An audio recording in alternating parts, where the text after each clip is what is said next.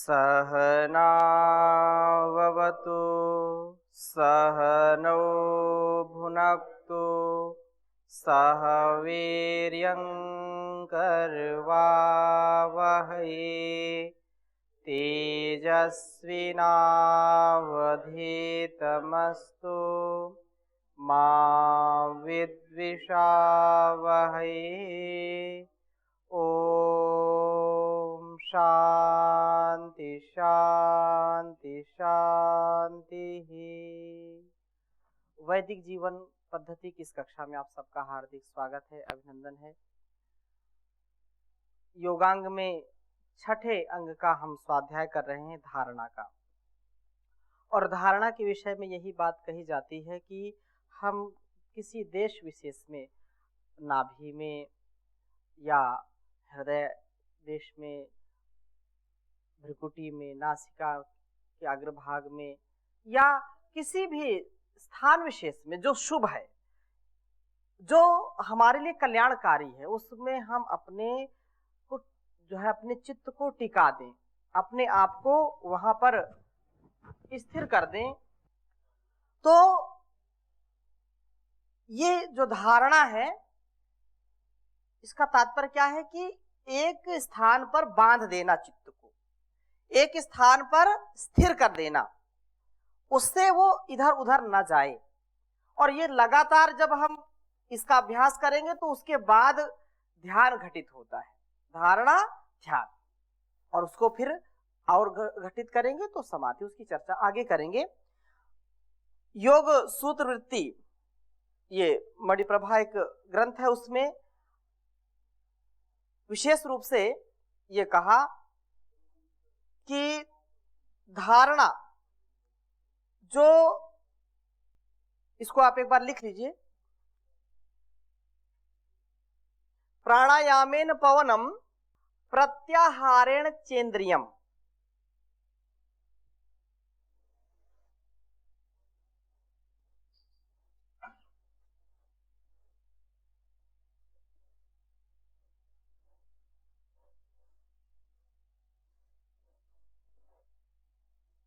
प्रत्याहारेण चेन्द्रियम।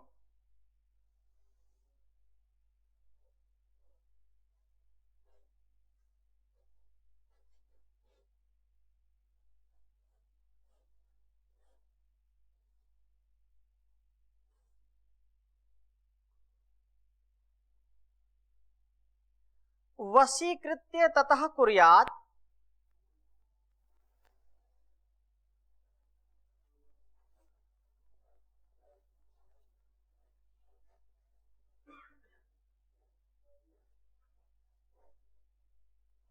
वशीकृत्य ततः कुर्यात्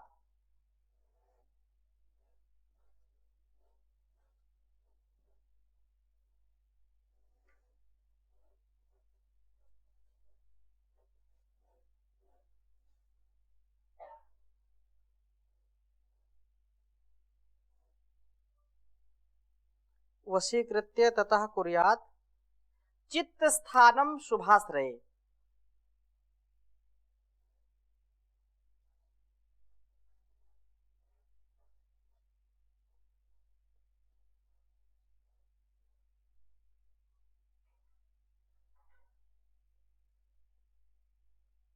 शुभाश्रये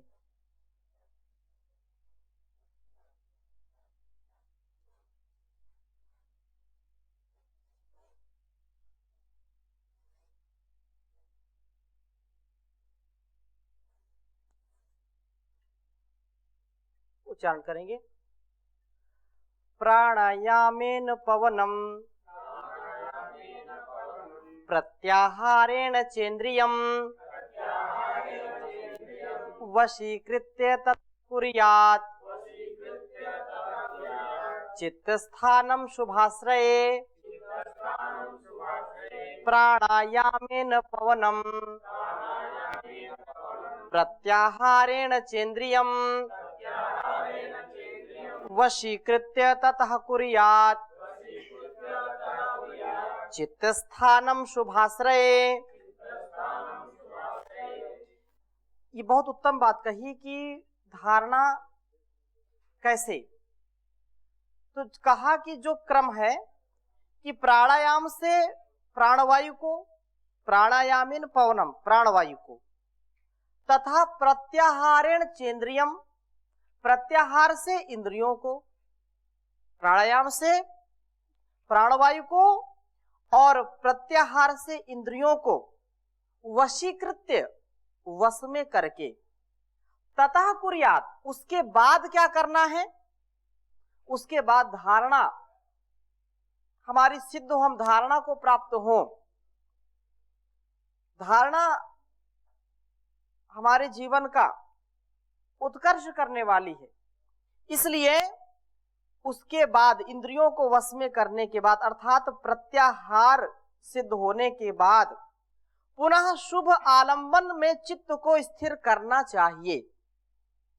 शुभ आलंबन हो, देश विशेष में चित्त को स्थिर कर देना, धारणा अपनी ठीक रखना। धारणा क्या होनी चाहिए? शुभ होनी चाहिए। ऐसे लोक में लोग बोल देते हैं आपकी धारणा ठीक नहीं, तो मैंने धारणा ऐसी बना ली है तो क्या करें? धारणा अर्थात मन को जिस जिस स्थान पर आप टिका देंगे वैसी व्यक्ति की धारणा बन जाएगी। शुभ में टिकाएंगे तो शुभ धारणा बनेगी, अशुभ में टिकाएंगे तो अशुभ की धारणा बनेगी। तो धारणा हमारी अच्छी होनी चाहिए,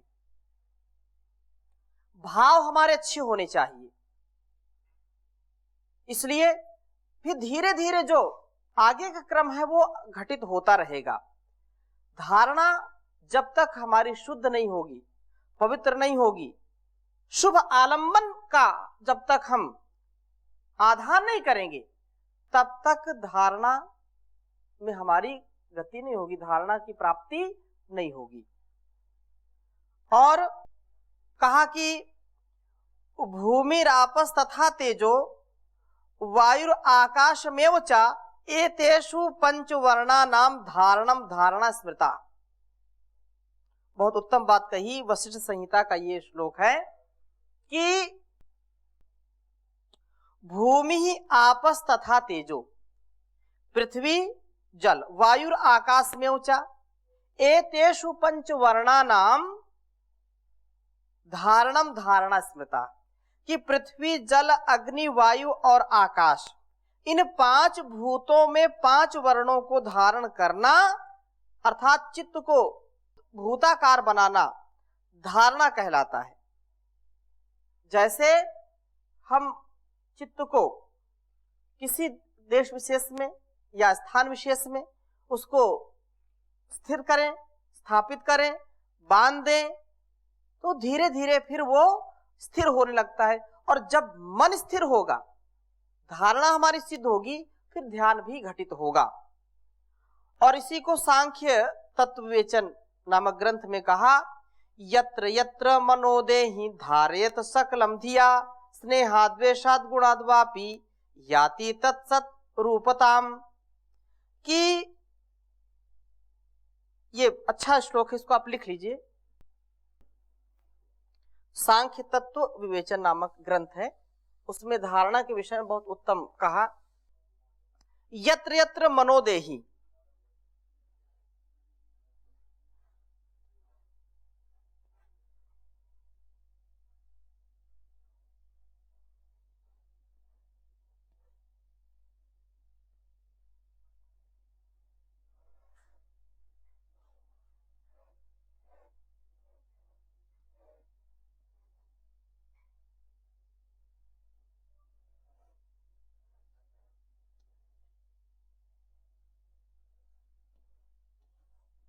यत्र यत्र मनोदेहि धारयेत सकलम धिया।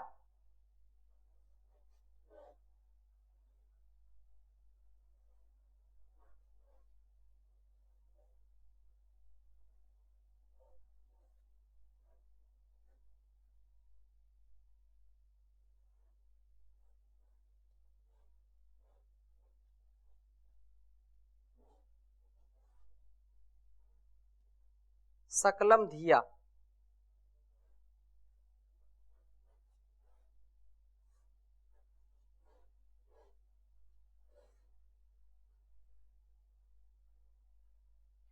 स्नेहाद द्वेषाद गुणाद वापी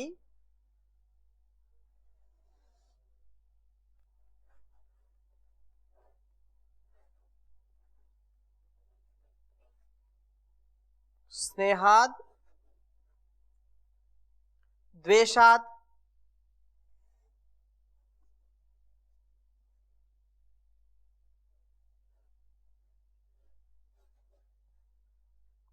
गुणाद वापी।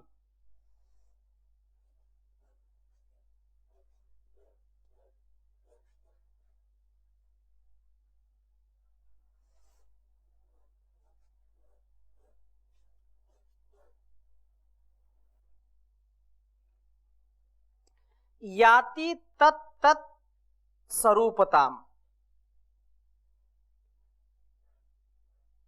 याति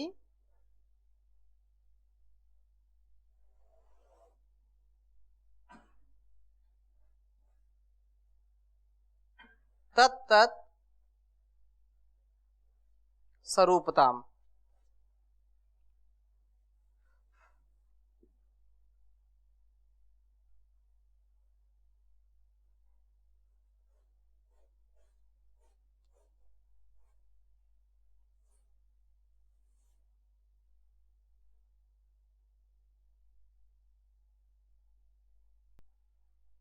उच्चारण करेंगे।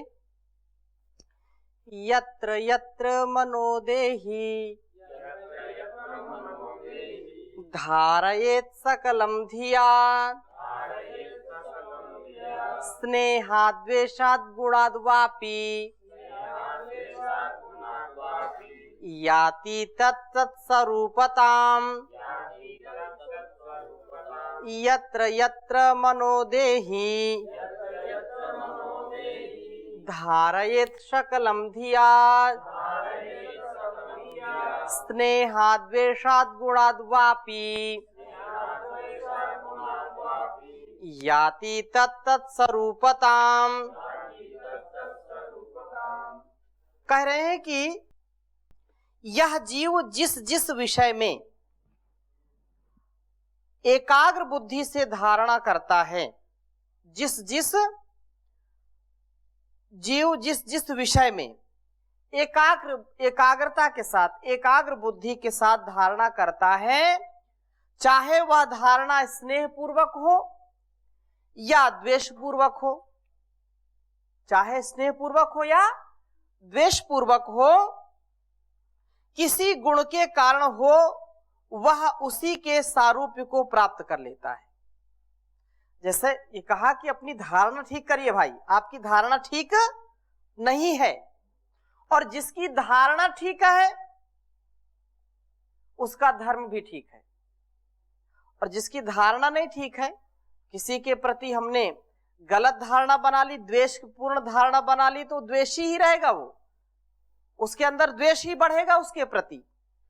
और यदि स्नेह पूर्वक धारणा बना ली तो स्नेह बढ़ेगा, शुभ धारणा बनाई है तो शुभ बढ़ेगा, अशुभ धारणा बढ़ाई है तो अशुभ बढ़ेगा। जहां पर हमारा मन टिका हुआ है उससे वो आगे पीछे इधर उधर नहीं जा रहा है। तो इसलिए ये विशेष है कि व्यक्ति की धारणा विशेष होनी चाहिए, क्योंकि बुद्धि वैसी ही हो जाती जैसी व्यक्ति की धारणा होती, जैसा वो चिंतन करता, जहां उसका मन बार बार जाकर के टिक जाता है, बार बार उसमें जाकर के बंध जाता है, उससे वो पार नहीं जा पाता है। और उत्तम बात और कही, इसी से बहुत अच्छा श्लोक है, दोनों श्लोक बहुत अच्छे हैं। ये विज्ञान भैरव नामक एक ग्रंथ है, उसी से मिलता जुलता श्लोक है, दोनों श्लोक आप याद कर सकते हैं। कहा यत्र यत्र मनस्तुष्टि,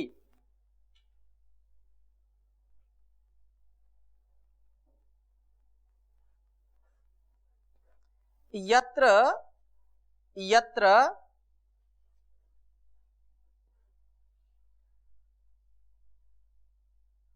मनस्तुष्टिर मनस्त्रैव धारयेत्।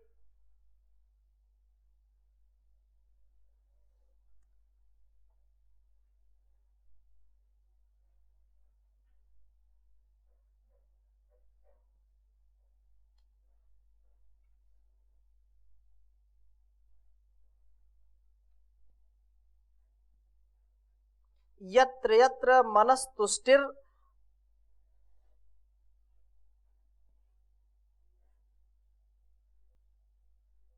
मनस्तत्रैव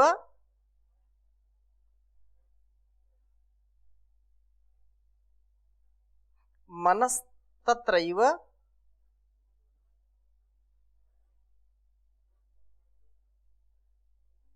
मनस्तत्रैव धारयेत्।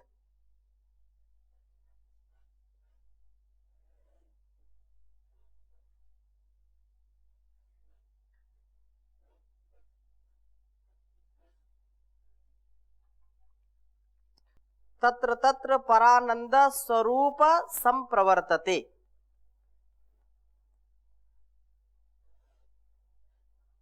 तत्र तत्र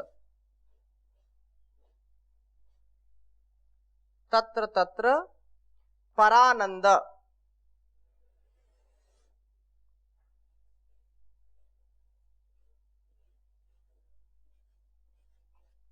तत्र तत्र परानंद स्वरूप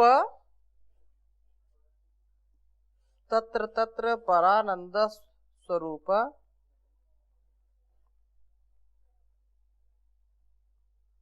संप्रवर्तते।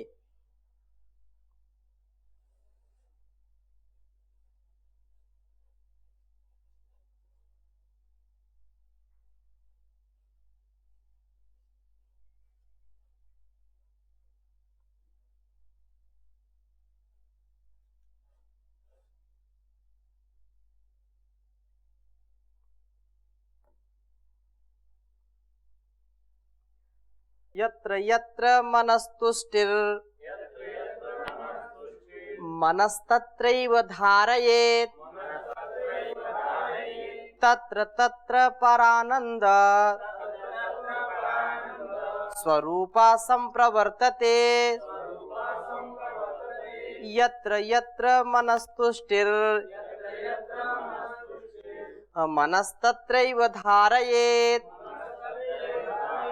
तत्र तत्र परानंद स्वरूपा संप्रवर्तते।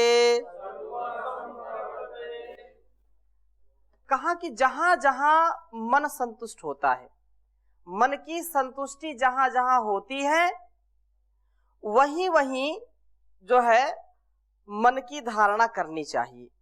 इसका मतलब ये नहीं कि आप मन किसी जो है ऐसे कार्य में, ऐसे स्थान में लग गया, आप वहीं जाकर के उसका ना, सकारात्मक, सात्विक, आध्यात्मिक जो विषय हैं, जहां जहां मन उनमें संतुष्ट होता है, जहां जहां उसको अनुकूलता लगती है, वहां वहां यह जो है वही मन की धारणा करनी चाहिए।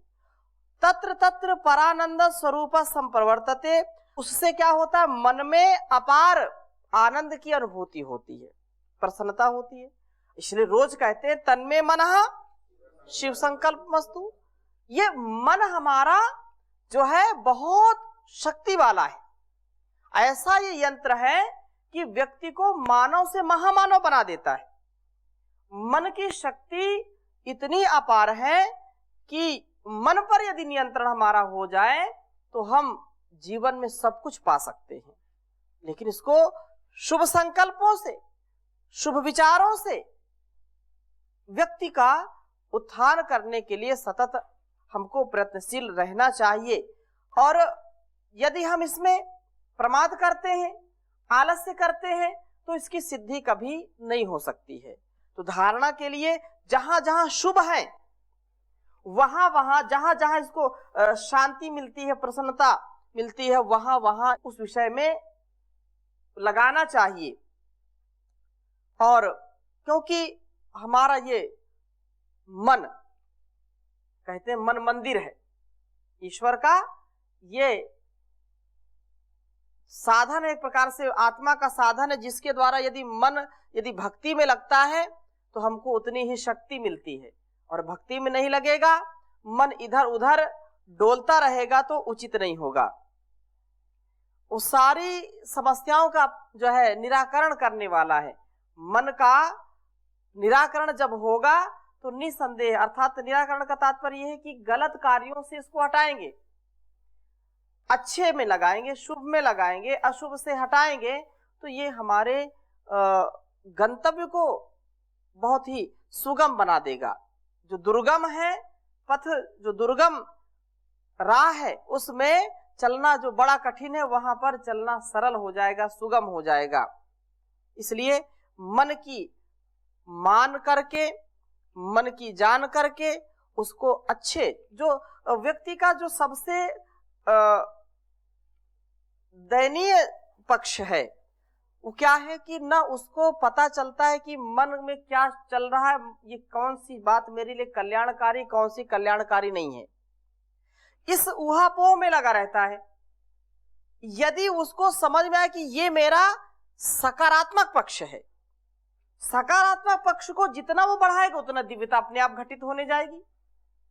और जब उसको पता नहीं कि ये मेरे लिए शुभ है या अशुभ है, मेरे ये सकारात्मक पक्ष है कि नकारात्मक पक्ष है, उसको लगता है जो मैं सोचता हूं वही अच्छा है, जो मैं करता हूं वही अच्छा है, ये बड़ा घातक है। परमात्मा ने ऐसी शक्ति हमारे अंदर दी है कि जो शुभ है अशुभ है, सत्य है असत्य है, धर्म है अधर्म है, उसको जब हम करते हैं तो तुरंत हमारे अंदर एक जो है शक्ति काम कर रही है, वो प्रेरणा काम करे कि यदि गलत किया है तो ग्लानि आएगी, भय होगा, शंका होगी, लज्जा आएगी, और यदि अच्छा किया है तो उत्साह मिलेगा, व्यक्ति के मन में प्रसन्नता आएगी। जो यहाँ पर कही है बात, यत्र यत्र मनस तुष्टा, मन की जहां जहां संतुष्टि होती है, मन जिससे प्रसन्न होता है, उत्साह आ जाता है, और कोई भय, कोई शोक, कोई लज्जा नहीं आती है, तो उन कार्यों में मन को और अधिक लगाना चाहिए। ये भाव यहां पर है।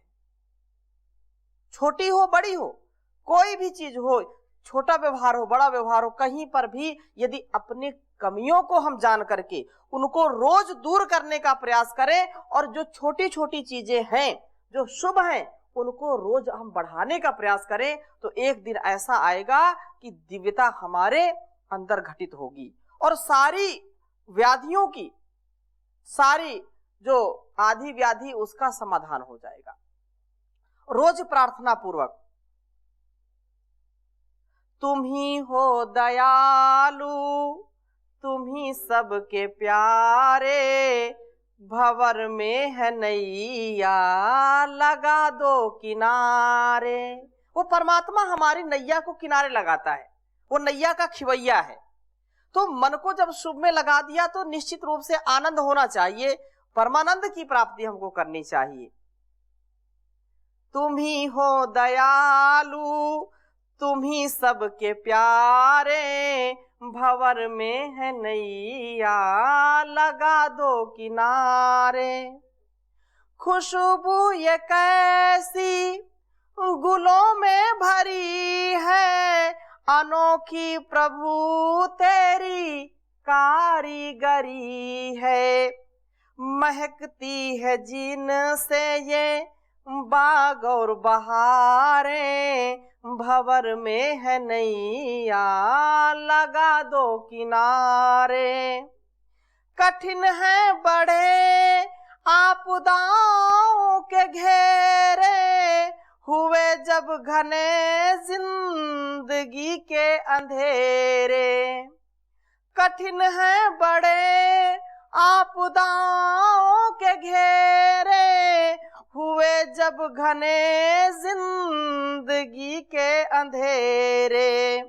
विपद में दुखी जीव तुमको पुकारे, तुम ही हो दयालु, तुम ही सबके प्यारे।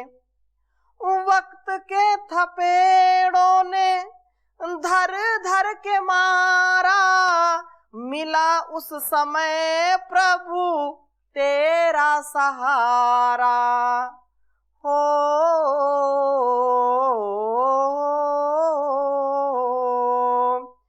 वक्त के थपेड़ों ने धर धर के मारा, मिला उस समय प्रभु तेरा सहारा, बिगड़े हुए को तू ही संवारे, बिगड़े हुए को तू ही संवारे, भंवर में है नैया लगा दो किनारे। ये अनमोल जीवन तुम्ही ने दिया है, तेरा शुक्रिया है, बहुत शुक्रिया है। ये अनमोल जीवन तुम्ही ने दिया है, तेरा शुक्रिया है, बहुत शुक्रिया है। तुम्हें छोड़ सत्यम जाए किस द्वारे, तुम्हें छोड़ हम सब जाए किस द्वारे। तुम ही हो दयालु, तुम ही सबके प्यारे, भंवर में है नैया लगा दो किनारे। तो ऐसी तड़प होनी चाहिए, ऐसी लगन होनी चाहिए, ऐसी चाहत होनी चाहिए, और ऐसी चाहत होगी तभी जीवन में राहत होगी। तो राहत के लिए हम जहां कहते हैं जहां चाह है वहां पर राह है, तो ऐसे हम राह बनाते चले, इस जीवन के जो राह है वो सुगम होते चले जाएंगे। तो ऐसी हम सब शुभ कामनाओं से, शुभ संकल्पों से ओतप्रोत हों। आगे और हम चर्चा करेंगे, आज यहीं पर विराम देते हैं। ओम शांति शांति शांति।